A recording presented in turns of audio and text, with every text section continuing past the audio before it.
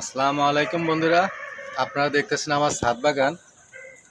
আজ দেখাচ্ছি আমার একটা গাছে সবগুলো আম পেকে আছে।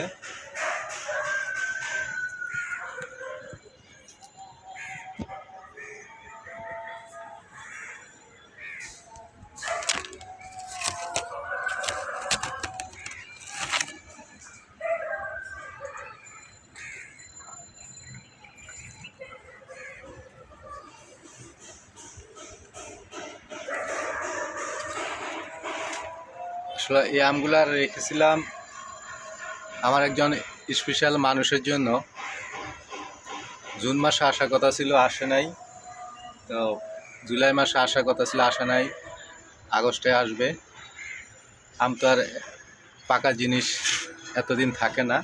তো আজকে এসে দেখলাম যে একটা আম নিচে পড়ে আছে, আর আরও দুটো আম পেকে আছে, টোটাল তিনটা।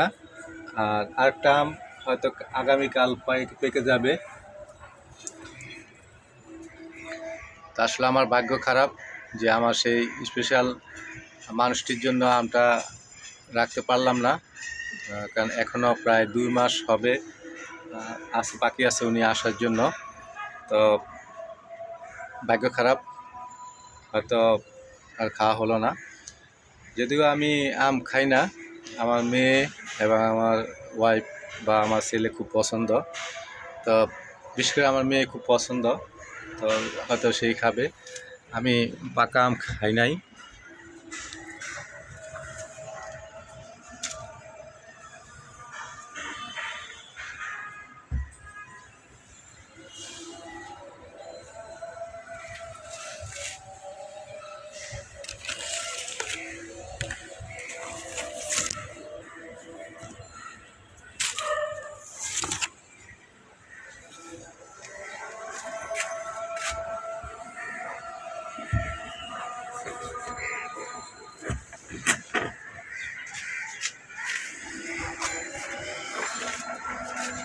মোট 3টি আম পাওয়া গেছে, আরেকটি আম আছে, দেখাচ্ছি।